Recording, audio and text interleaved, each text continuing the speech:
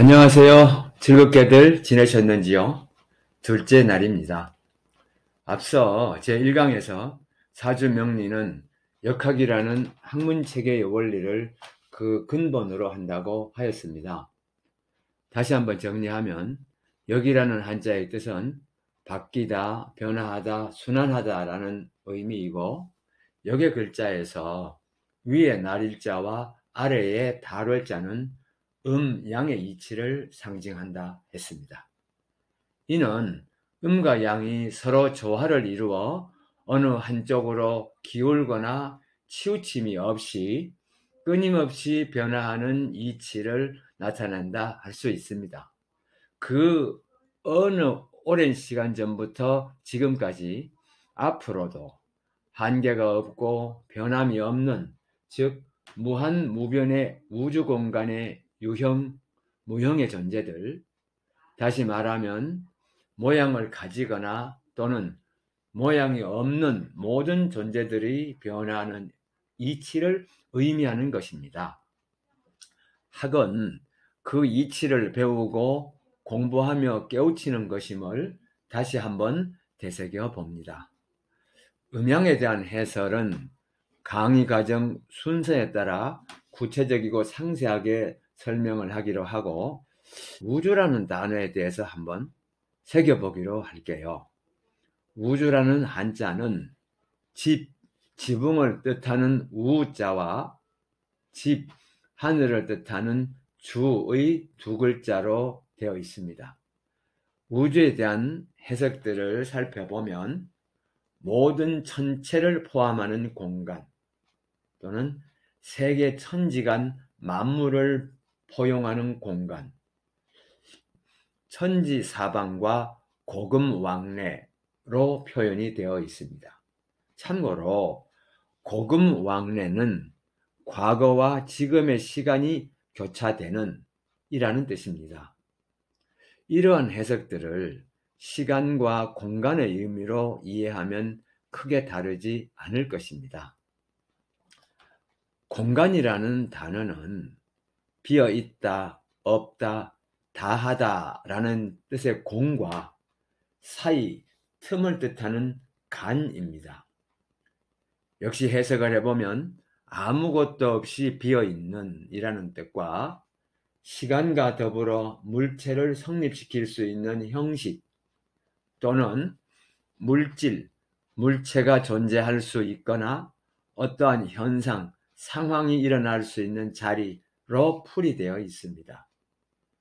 공간, 공과 공 사이, 즉 비어있는 것과 비어있는 것 사이는 그냥 비어있을 뿐이지요. 자, 앞서 언급한 우주, 공간, 과거, 지금, 시간 등의 단어들을 포함하여 우리가 유형, 무형의 모든 존재들에 대하여 음과 양의 개념으로 접근하고 이해할 수 있습니다. 유형과 무형에 대한 이해는 다음 장 유무이론에서 함께 다루기로 하고, 자, 음양 하면 가장 먼저 떠오르는 것이 있다면 무엇이 있을까요? 태극기에 표시된 태극문양은 어떠한가요? 자, 태극에 대한 설명과 이해입니다. 지금 함께 하시는 분들 종이 위에 실제로 태극문양을 그려보거나 머릿속에 이미지로 태극문양을 떠올려 보기로 하지요. 그리다 보면 우리가 어려서 많이 본 무엇인가 비슷하게 닮았다라는 느낌은 혹시 있는지요? 우스갯소리지만 혹시 올챙이 모양을 닮았다 느낌은 없는지요? 제 개인입니다. 참 미안합니다. 자, 계속해서 이어가겠습니다. 태극 문양 중 위쪽의 태극 문양을 음과 양에 있어 양 또는 양의 작용에 비유하여 우리들이 살아가면서 느끼고 경험하는 여러 가지 의식되는 감정들 중에 기쁨, 행복함, 즐거움, 건강함, 풍요로움으로 상징한다면, 아래의 또 하나의 태극을 또는 음의 작용에 비유하여 슬퍼함, 불행하다 여김, 병약함, 가난함에 비유할 수 있습니다. 자, 양에 해당하는 태극 모양이 마치 올챙이 꼬리 부분에서 시작하여 점점 확장되어 가면서 커져가는 모양으로 보여질 수 있습니다. 여기서 주의 깊게 살펴야 하는 것은 양의 태극 모양이 점점 커져가면서 가득 채워질수록 반대쪽 아래 음에 해당하는 태극의 기운이 서서히 시작되는 것을 알 수 있습니다. 이어 음의 기운이 확장되며 충만하여지면 다시 양의 기운이 서서히 시작되어 다시 가득 차고 줄어듦의 과정이 반복되는 것입니다. 자, 잠시 분위기를 바꾸어 보기로 하겠습니다. 그 중에 예나 지금이나 많이 불리어지는 민요가 있습니다. 제가 노래는 잘 못해서 글로 한번 옮겨 보겠습니다. 노새 노새 젊어서 놀아 늙고 지면 못 노나니 화무는 시비롱이요 달도 차면 기운 아니라 얼씨구 절씨구 차차차 얼씨구 절씨구 차차차 라는 노래입니다. 많이들 들어보셨는지요? 퇴폐적이고 향락적이고 무책임하다 하기도 하더라고요. 혹시 지금 함께 하시는 분들도 그렇게 생각하시는지요? 저는 그렇게 생각하지 않습니다. 제 생각은 다릅니다. 전래 민요에서 특히 새겨들어 보아야 할 기절이 있습니다. 화무 시비롱이여 달도 차면 기운 아니라 라는 기절입니다.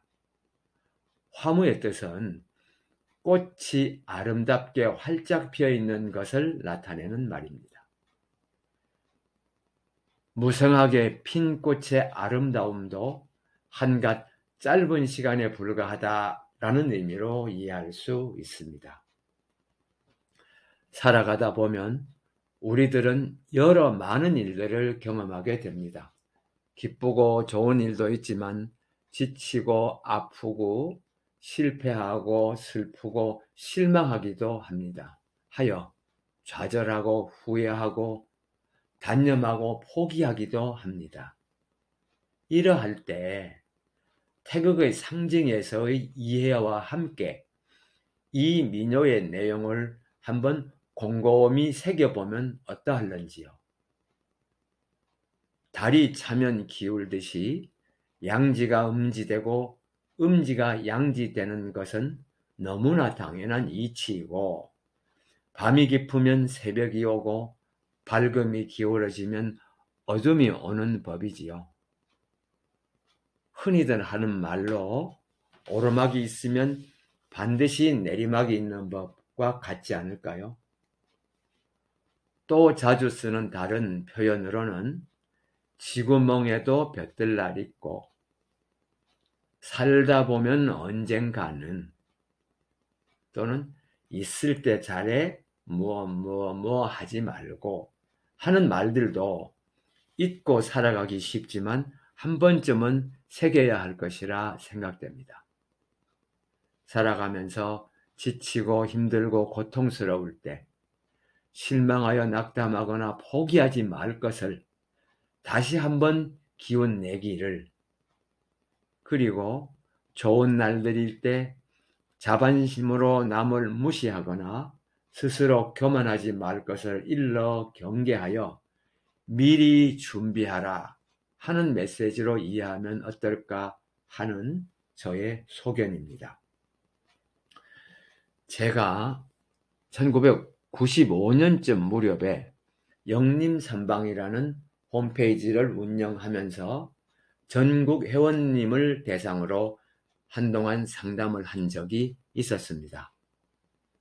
언젠가 하루는 아버님께서 제 홈페이지 내용을 모두 복사해서 제 앞에 펼쳐놓으며 하시는 말씀이 우리 집안에서 어떻게 이런 하며 크게 화를 내며 나무라시던 기억이 납니다. 아버님께서는 독실한 캐톨릭 신자이시면서 평생을 교직에 몸담으셨습니다.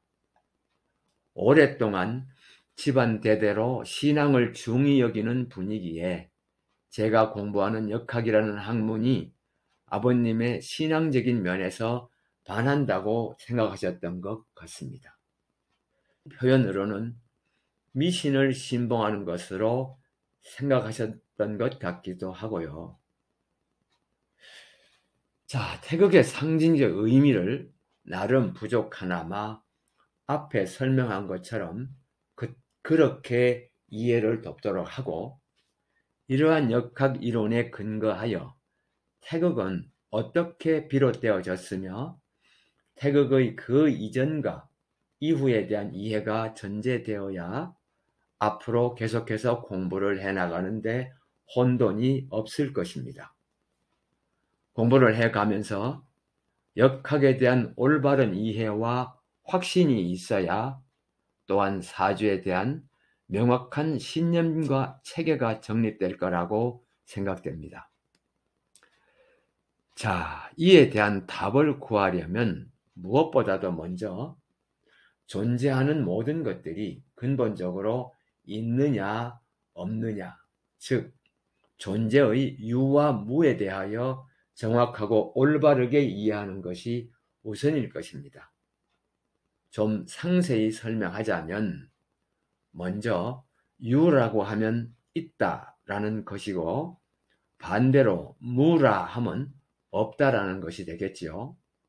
이 유무의 개념을 존재의 영역에서 판단해 보면 유가 존재하는 것이라면 상대적으로 무는 존재하지 않는 것이 됩니다. 즉 존재와 비존재의 의미가 됩니다.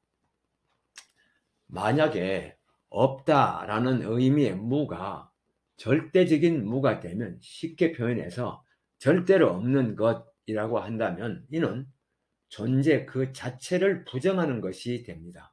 따라서 더 이상의 언급이 필요 없고 언급 자체가 무의미하게 되고 맙니다. 그렇다면 유, 즉 있다라고 한다면 존재에 있어서 두 가지의 양태가 있습니다. 유형의 존재와 모양이 없이 무형으로 존재하는 것입니다. 눈으로 보고 만지고 확인할 수 있는 것들은 참 많습니다. 예를 들지 않더라도 우리 주변에 있는 거의 모든 것들입니다. 이를 다른 표현으로 형이라 하고 같은 개념으로는 물질, 형이하, 색 등으로 표현됩니다. 반대로 모양이 없는 상징이나 느낌, 신념으로 알 수 있는 어떠한 것들도 있습니다. 상이라 하고 같은 개념으로 비물질, 형이상, 공으로 표현되어지기도 합니다.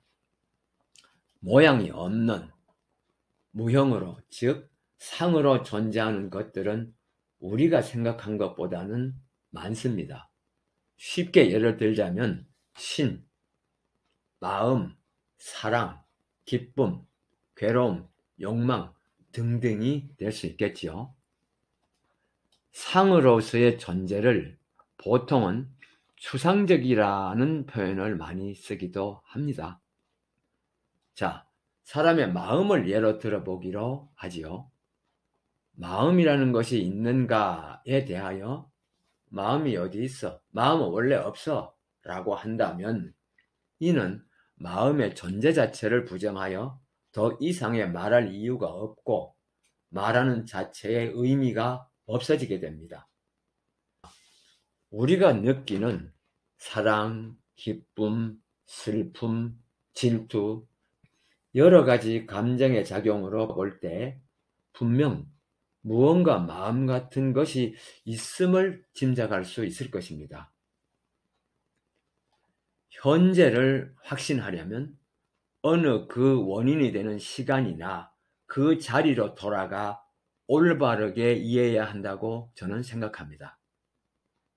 의심치 말고 믿어라. 그러면 알게 된다가 아니고 의문이 풀릴 때까지 묻고 또 묻고 하여 신념이 되어야 합니다. 그리고 그 신념에 가치가 있으면 더욱더 좋습니다. 이것이 바로 철학의 이치이기도 하고요. 제가 도움이 된다면 이 또한 고맙게 여기며 좀 더 많은 시간과 공간으로 만날 수 있도록 정성을 다하겠습니다. 오늘의 내용이 익숙하지 않아서 생소하게 무겁게 느껴질 수 있으리라 생각합니다. 오늘은 여기까지 말씀드리고 다음 시간에도 나눔을 이어가도록 하겠습니다. 인사드릴게요. 고맙습니다. 둘째 날 도현 송기영입니다.